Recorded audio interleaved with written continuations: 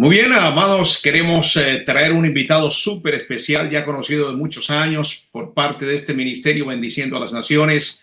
Se trata de un hermano en la fe, judío, mesiánico, Guillermo Katz. Él es conferencista y representante de Esperanza para Israel. Guillermo, ¿qué tal? Muy bien, aquí desde la ciudad de Houston, en Texas, la ciudad que se hizo famosa por esa frase, Houston, tenemos un problema. Así que aquí estamos viviendo también la cuarentena, como la están viviendo ustedes allí en Inglaterra. En efecto, los dos países golpeados fuertemente por el tema del contagio de este virus. Terrible, no lo podemos ver, es un enemigo increíble, ¿verdad? Cómo no solamente ataca a la vida de las personas, pero incluso los que quedan todavía vivos salen muy afectados y es un problemas de salud mental, problemas emocionales que se vienen presentando también en este país. No sé cómo será en Estados Unidos, pero bueno, la invitación, Guillermo, es para hablar de un tema bien especial que el pueblo judío celebra. Está dentro de esas fiestas que ordenó nuestro Dios, el Eterno, para la nación de Israel y que de alguna manera el Señor nos permite identificar que tiene una conexión especial, la fiesta del Shavuot, la fiesta de las semanas, con lo que nosotros como cristianos, seguidores de Jesús, de Yeshua, también conocemos como el Pentecostés, el paralelismo que hay entre Shavuot y el Pentecostés. Así que, por favor, explíquenos. Bueno, justamente, y si ustedes miraran algún periodo, si miraran, por ejemplo, el Jerusalem Post o algún diario judío, estarían viendo muchas recetas de lácteos. Esta es una fiesta donde se comen muchos lácteos, así que hay cheesecake para todos. El cheesecake, hay otro postre muy dulce que se llama blince, que también tiene queso adentro, pero también dicen que es la temporada más difícil para los que tienen problemas con la lactosa. Caramba. Y justamente es muy gracioso ver los chistes y comentarios que se hacen en los medios judíos al respecto. Una vez más, vemos que se hace verdad o que es verdad un antiguo dicho que me enseñaron. Y ese dicho dice, tratar de entender el Nuevo Testamento sin entender el Antiguo es lo mismo que tratar de entender cómo funciona un submarino sin estudiar primero el agua. Interesante. Si no sabemos cómo funciona el agua, cómo, con las propiedades del agua, imposible tratar de entender a un submarino o diseñar un submarino o ver cuáles son los procesos de un submarino. Lo mismo pasa aquí, ¿no es cierto? En este capítulo 2 de Hechos, que muchas iglesias van a estar estudiando este fin de semana, que pareciera, obviamente, es un capítulo muy de la iglesia, porque aquí vemos el nacimiento de la iglesia. Y sin embargo, tenemos que entender que está otra vez conectado a Israel.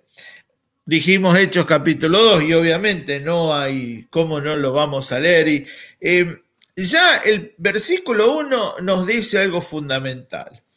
Fíjate que en el capítulo 2, versículo 1 de los Hechos de los Apóstoles dice, cuando llegó el día de Pentecostés, estaban todos unánimes juntos. ¿Qué había pasado? Empezamos el libro de los Hechos, nos encontramos con que con el Señor resurrecto se va, el Señor asciende a los cielos y les manda a los discípulos que vayan a Jerusalén a esperar al Espíritu Santo. Y en cierta manera los discípulos están como Noé. No sé si los hermanos saben, pero Dios le dijo a Noé, va a llover. Nunca había llovido antes. Entonces, Noé en fe le decía a todo el mundo, va a llover, va a llover. Y la gente decía, ¿y qué es que va a llover? No sé, respondía Noé, pero va a ser muy malo. Y tenemos que entender algo fundamental. El Espíritu Santo en la iglesia y el Espíritu Santo en el Antiguo Testamento funcionan de dos maneras totalmente diferentes.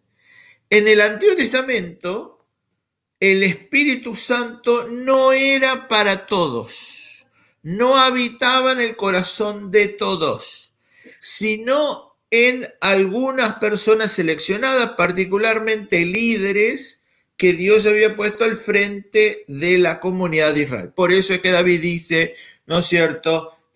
Señor, no quites de mí tu espíritu.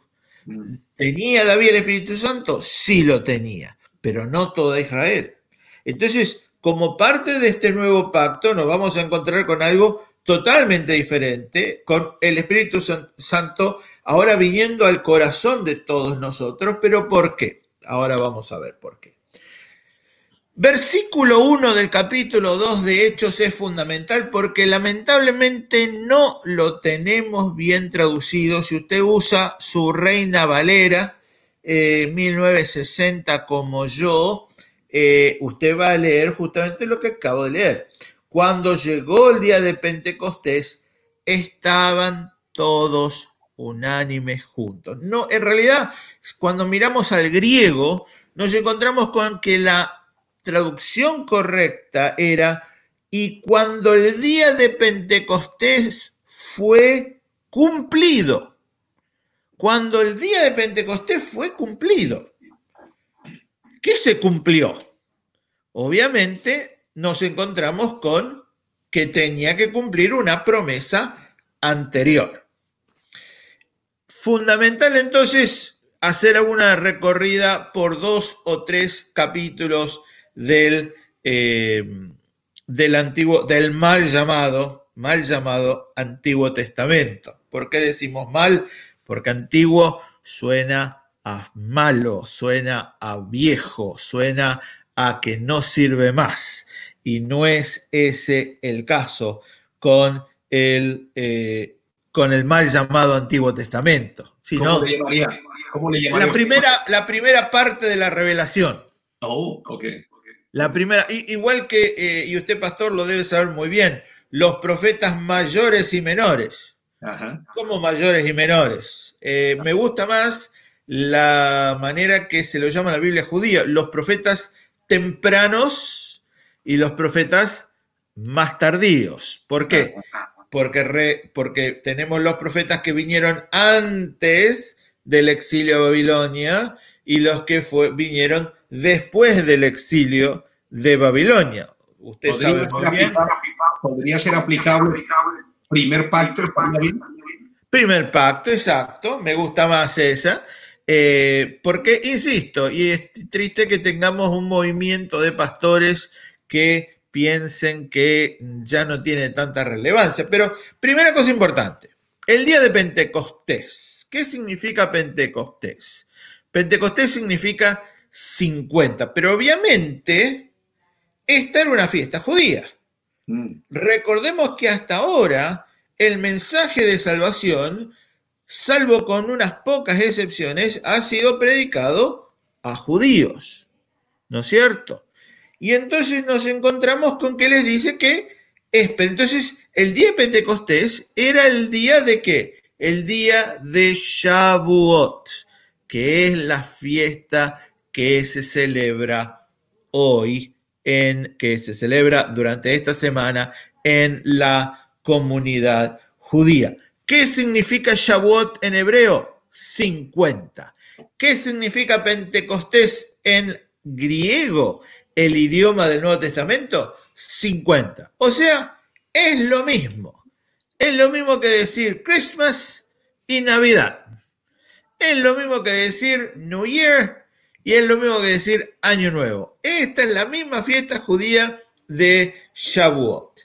¿Y dónde la encontramos? Bueno, nos encontramos con que es una fiesta, obviamente, es una fiesta que, como usted bien dijo, se encuentra ordenada en el libro, en el primer pacto, en el capítulo 23 de Levítico. Vamos a leer que en los versículos 15 al 22 del capítulo 23 nos encontramos con la fiesta de Shavuot. Versículo 15 dice, y esto es notable, contaréis, después de que el Señor habla, después de que el capítulo habla de la Pascua y la fiesta de las primicias, y dice, cuando hayáis entrado en la tierra que yo os doy y seguéis su mies, traeréis, estoy leyendo mal, y contaréis desde el día que sigue el día de reposo, desde el día en que ofreciste la gavilla de la ofrenda mecida,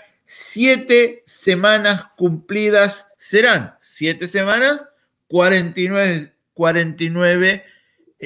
días, hasta el día siguiente, o sea, 49 más 1 es 50. En el judaísmo, y ahí entonces sí habla de la celebración de esta fiesta. ¿Qué pasó? ¿Qué se celebra en esta fiesta? En esta fiesta se celebra, de acuerdo al libro de Éxodo, cuando Dios le da al pueblo judío la ley. Y esto lo vamos a encontrar, obviamente si hablamos de la ley, lo vamos a encontrar en el libro de Éxodo. Y allí vamos a ver que 50 días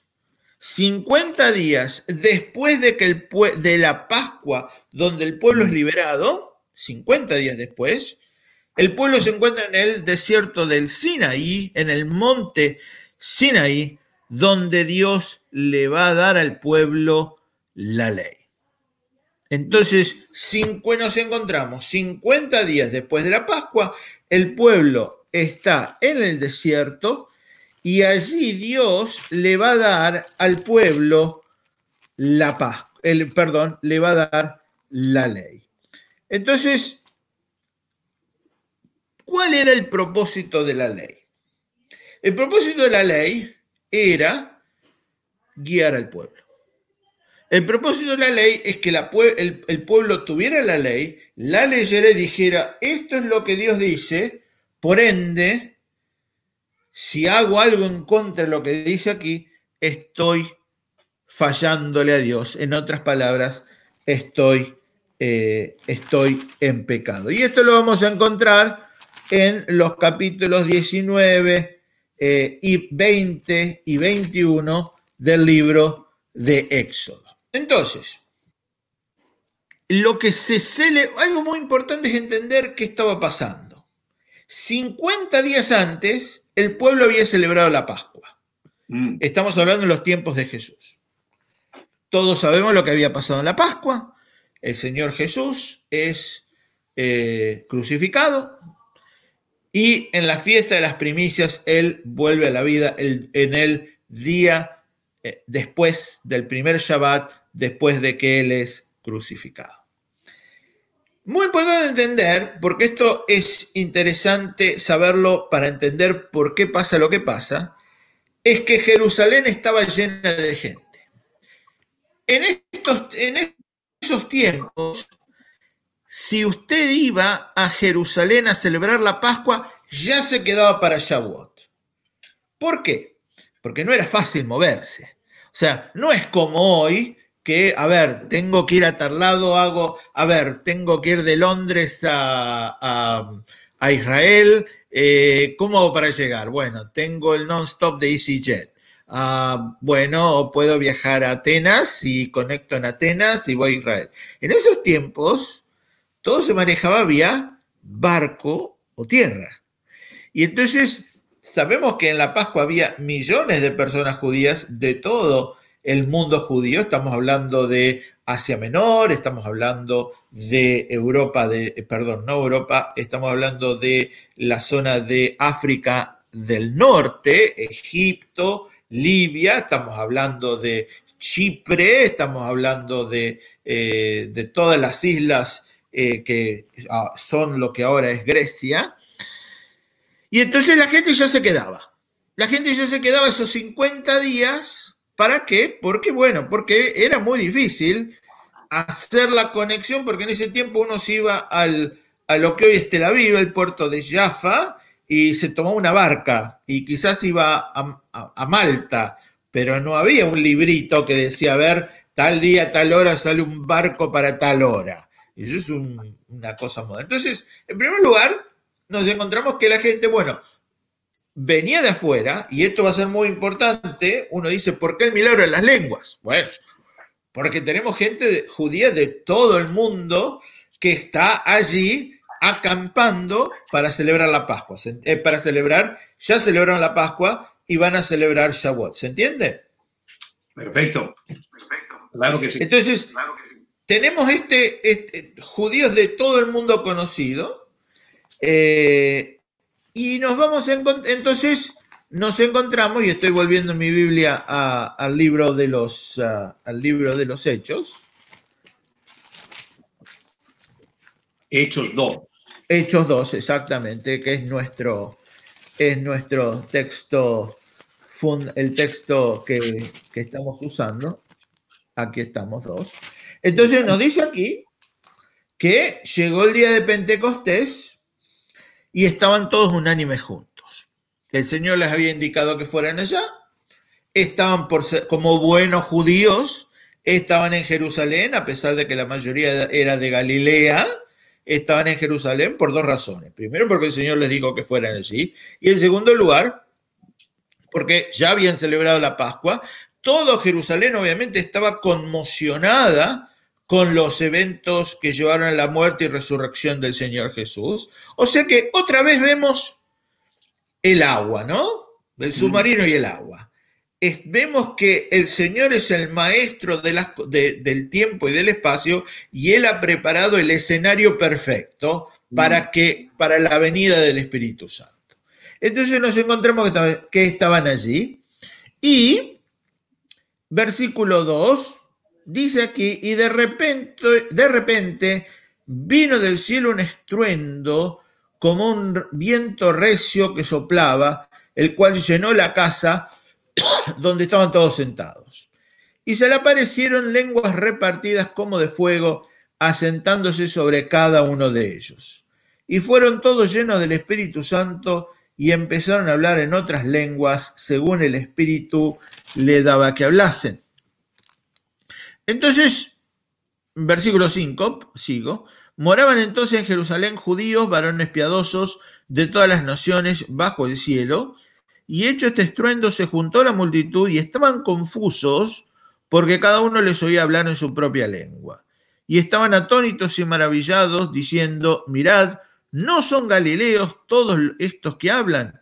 ¿Cómo es que nosotros le oímos hablar cada uno nuestra lengua en la que hemos nacido? Partos, medos, elamitas, y los que habitamos en Mesopotamia, Asia Menor, en Judea, en Capadocia, en el Ponto y en Asia, en Frigia, en Panfilia, en Egipto, en las regiones de África, más allá de Cirene, aquí estamos hablando de Libia actual, y romanos aquí residentes, aquí estamos hablando de europeos, tanto judíos como prosélitos, creyentes y árabes, les oímos hablar en nuestras lenguas las maravillas de Dios, y estaban todos atónitos y perplejos, diciendo unos a otros, ¿qué quiere decir esto?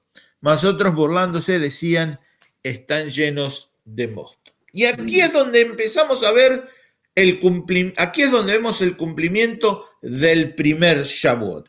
Podríamos decir, es el segundo Shavuot. ¿Qué pasó en el primer Shavuot? Número 1.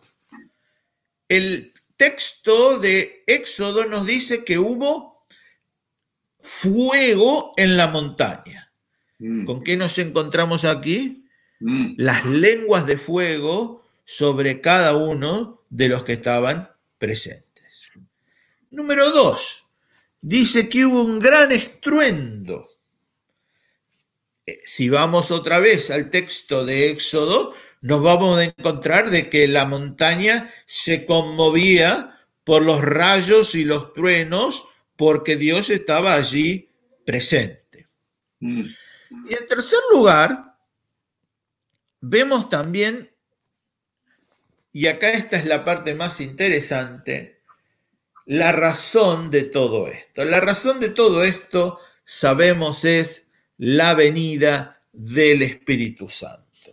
Y acá encontramos probablemente el mayor cumplimiento de la fiesta de Shavuot. Dijimos antes que en el Shavuot original Dios le dio la ley al pueblo para guiarla. Sin embargo, a través de la historia del pueblo de Israel, el pueblo transgredió el pacto.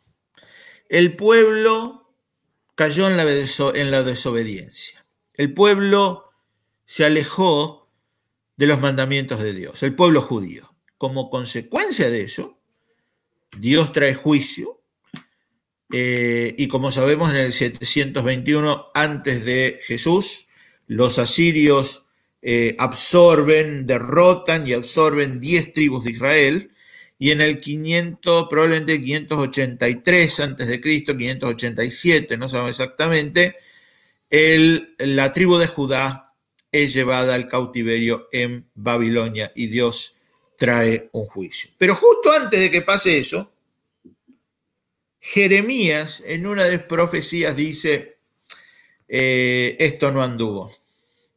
Este pueblo se alejó de mis mandamientos. Este pueblo se puso en rebelión contra mí. Pero yo, así que este pacto no va más. Este pacto no sirve más. Así que vamos a hacer un nuevo pacto. Y en Jeremías 31, Jeremías dice, he aquí, vienen días donde yo haré un nuevo pacto con la casa de Israel. Y ahí es donde dice donde Dios promete que nos va a dar la ley nuevamente, pero no una ley en tablas, en piedra, sino que las va a escribir en nuestro corazón. Y este es el cumplimiento que encontramos aquí, porque justamente Pedro, cuando ve a todas estas personas diciendo, estos están borrachos, dice, Pedro poniéndose de pie con los 11, estoy en el versículo 14, alzó la voz y las habló diciendo, varones judíos y todos los que habitáis en Jerusalén, esto sea notorio y oíd mis palabras, porque estos no están ebrios como vosotros suponéis, puesto que es la hora tercera del día, mas esto es lo dicho por el profeta Joel. Y en los postreros días, dice Dios, derramaré mi espíritu sobre toda carne. Notemos que este es un pacto superior al anterior, porque en el anterior Dios derramó el espíritu solo en unos pocos, en los líderes de Israel, en profetas, en reyes, pero no en toda carne. Pero Pedro dice, este es el cumplimiento de lo que ha profetizado el profeta Joel. Derramaré de mi espíritu sobre toda carne. Entonces aquí vemos el cumplimiento del plan de Dios, donde ya Jeremías, y vale la pena leerlo, leer el capítulo 31, donde Jeremías nos anuncia este nuevo pacto, cuando en el 31 dice,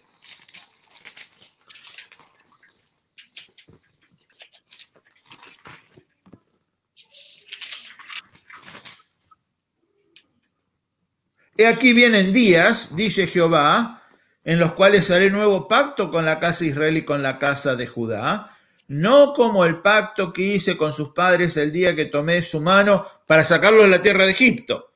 O sea, el pacto que acabamos de ver en Éxodo capítulo 20. Porque ellos invalidaron mi pacto, aunque yo fui un marido para ellos, dice Jehová. Pero este es el pacto que haré con la casa de Israel después de aquellos días, dice Jehová. Daré mi ley en su mente y la escribiré en su corazón. Amén. Y yo seré a ellos por Dios y ellos me serán por pueblo. Este es un pacto superior, porque no necesitamos más piedras que tengan los mandamientos de Dios. Dios envió al Espíritu Santo a morar en cada uno de nosotros para que nosotros tuviéramos convicción de pecado, para que el Espíritu Santo nos guiara, para que la ley de Dios esté escrita en nuestro corazón, y obviamente estamos de acuerdo que allí viene. Esa es la razón por la cual podemos distinguir a los verdaderos cristianos, a los verdaderos seguidores de Yeshua, de Jesús, de que sentimos el Espíritu obrar dentro de cada uno de nosotros. Así que, y notable también, muy interesante, algo que muchas veces no se deja de ver. ¿Por qué el milagro de las lenguas? ¿Por qué Dios elige este milagro? ¿Por qué no eligió otro? Y nos encontramos aquí en el texto de Hechos, obviamente, que este milagro causa un gran estupor en todo Jerusalén. ¿Por qué? En primer lugar, porque estos eran galileos. Galileos era, decir que uno era galileo era lo más bajo de lo más bajo. No era gente culta, no era gente refinada, era gente que hablaba el griego y el hebreo con suerte.